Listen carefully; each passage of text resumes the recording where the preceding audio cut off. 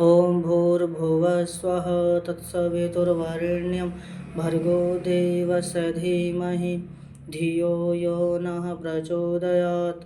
ॐ विश्वानि देव सवितुर्वरेण्यं परासुव यद्भद्रं तन्नयासुव। आप सभी को नमस्ते जी। जो कि हमारी जो प्राचीन भाषा है वो प्राचीन भाषा संस्कृत है और संस्कृत देव वाणी है। ये ऋषि मुनियों की वाणी है।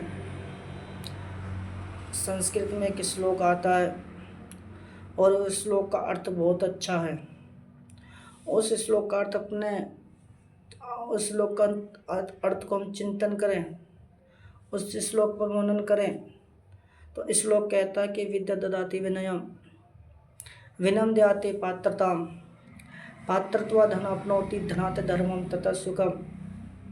कि विद्या जो है वो क्या है, विनम्रता देती है और विनम्र दयाति पात्रता, और जो विनम्रता है वो हमें पात्रता देती है, योग्यता देती है। पात्रत्व धनापनोति, और उस पात्रता से हमें धन की प्राप्ति होती है। धनात् धर्मम, और धन से हमें धर्म की रक्षा करनी चाहिए। धर्म तथा सुखम, और उस धर्म से हमें सुख की अनुभूति होती है। एक बार किसी सज्जन व्यक्ति ने आचार्य चाणक्य जी से पूछा कि आचार्य जी आप ये बताइए कि सुख का मूल क्या। आचार्य चाणक्य जी कहते हैं कि सुखस्य मूलम धर्म। जो सुख का मूल है वो धर्म है। धर्म अगर सुरक्षित रहोगे तो रहेगा तो याद रखना आप भी सुखी रहोगे। अगर धर्म ही सुरक्षित नहीं रहेगा तो याद रखना कि हम भी सुरक्षित नहीं रह सकते। आज की जो हालात जो देखने के लिए मिल रहे हैं वो हमसे विपरीत हालात चल रहे हैं। तो इसलिए हम जो उनके अंदर जो कट्टरता है वो कट्टरता हमारे अंदर भी होनी चाहिए। अगर हमारे अंदर कट्टरता नहीं हुई तो याद रखना इस देश को ज़्यादा समय नहीं लगेगा मिटने में। कोई ज़्यादा दूर नहीं है, कश्मीर का इतिहास उठा करके देख लो। कोई ज़्यादा दूर नहीं, अफ़गानिस्तान का इतिहास उठा करके देख लो। कोई अभी आपके सामने ही हुआ था बिल्कुल बांग्लादेश का इतिहास उठा करके देख लो।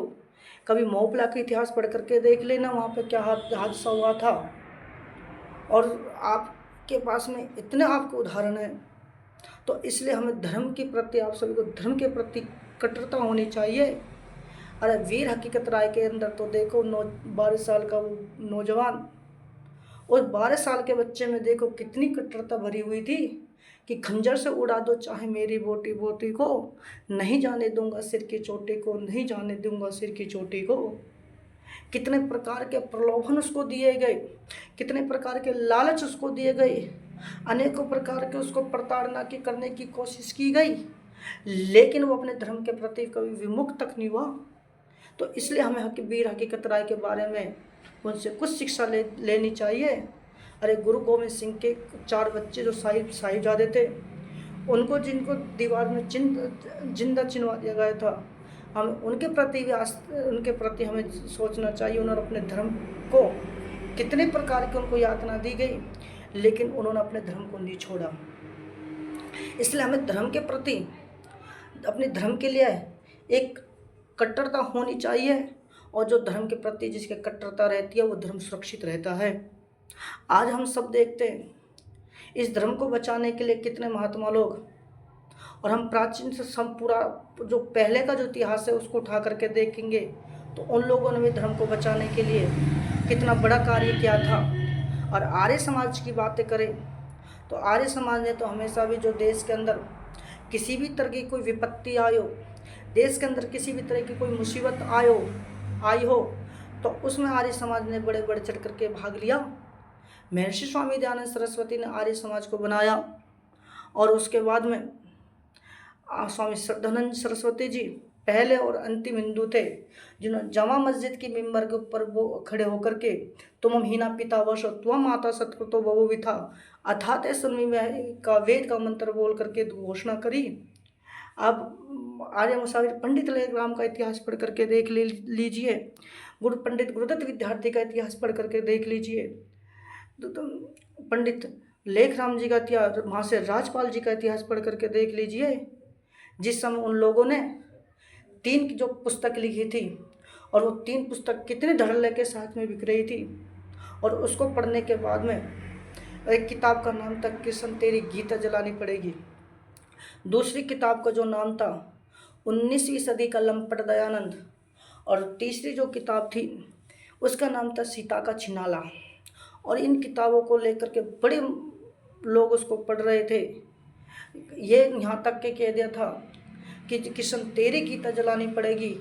वो उस किताब के अंदर तो ऐसा लिखा था कि नाम स्वामी शिवानंद जी महाराज जी हापुड़ वाले तो ये कहते हैं कि पत्नी के सामने वो किताब नहीं पढ़ सकती, और पति पत्नी के सामने उस किताब को नहीं पढ़ सकता, लेकिन किसी के अंदर उस किताब का उत्तर देने के लिए साहस नहीं बना, और वो साहस हुआ तो आर्य समाज को, वो वेदना हुई तो आर्य समाज को ही। और पंडित चमुपति एमए ने उन किताबों का उत्तर दे दिया जिन्होंने लिखा था कृष्ण तेरी गीता जलानी पड़ेगी। तो पंडित चमुपति ने उस किताब की जगह लिख दिया योगेश्वर श्री कृष्ण। जो श्री कृष्ण का जो इतिहास हुआ करता था, महर्षि स्वामी दयानंद सरस्वती जी तो कहते हैं कि श्री कृष्ण का जीवन आप्त पुरुषों का था, जिनके जीवन में किसी प्रकार की कोई बुराइयां नहीं थी। और जो उन किताब को लिख करके चमुपति एमए ने लिख दी योगेश्वर श्री कृष्ण, और एक किताब बहुत बिकने लगी, और उन्होंने फिर एक किताब और लिख दी पंडित चमुपति एमए रंगीला रसूल। अब किताब लिख दी तो ये किताब प्रकाशन कहाँ होगी, ये भी बहुत बड़ी परेशानी खड़ी हो गई थी। तो उस समय भी आर्य समाज के एक सज्जन बड़े जो महाशय राजपाल जी थे वो आए। उन्होंने पंडित जी से कहा कि पंडित जी आपने अपना काम पूरा कर दिया, अब सारी जिम्मेदारी मेरी है, अब जो काम बचा वो काम मैं करूँगा। और उन्होंने वो किताब छापी। उनका जो राजपाल दास संस के नाम से लाहौर के अंदर एक संस चलता था, उन्होंने कहा कि आपका नाम बिल्कुल भी प्रकाशन में नहीं आएगा, और प्रकाशन में लग गया दूध का दूध पानी का पानी। आज हम सबको अपने धर्म को बचाने की बहुत ज़रूरत है। आज देवकीनंदन ठाकुर जी और अन्य जो संत महात्मा लोग हैं वो सनातन बोर्ड की मांग जो कर रहे हैं, हमें उनका साथ देना चाहिए। सनातन बोर्ड होना चाहिए, बहुत ज़रूरी होना चाहिए। और जो धीरेन्द्र शास्त्री जी जो देश को एकता के सूत्र बांधने के लिए पद यात्रा निकाल रहे हैं, तो हमें भी धीरेन्द्र शास्त्री जी का साथ जरूर देना चाहिए। जात पात की करो विदाई, और हिंदू सब भाई भाई की जो भावना से जो कार्य कर रहे हैं, तो हम सभी को मेरा हाथ जोड़ के विनम्र निवेदन ये है कि हम सभी को धीरेन्द्र जी महाराज जी का साथ जरूर दे, बागेश्वर धाम जी का साथ जरूर दे, और जो भी हमारे देश के लिए, हमारे जो धर्म की रक्षा के लिए भी अपना जीवन लगा रहे हैं, तो हम उन सब का साथ देना चाहिए। पुष्पेंद्र कुलश्रेष्ठ जी हो, चाहे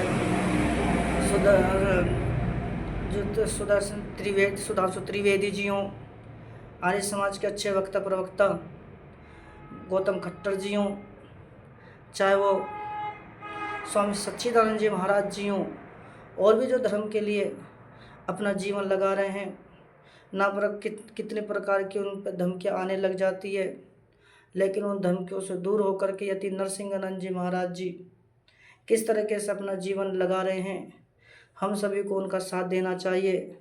तो आप सभी से मेरी ही आशा है कि आप सभी अपने धर्म के लिए ज़्यादा से ज़्यादा आस्थावान रखें, अपने धर्म को मजबूत बनाए रखने के लिए, अपने विचारों को मजबूत बनाने के लिए अपना आप को एक भागीदारी बना अपने राष्ट्र को सुरक्षित रखें।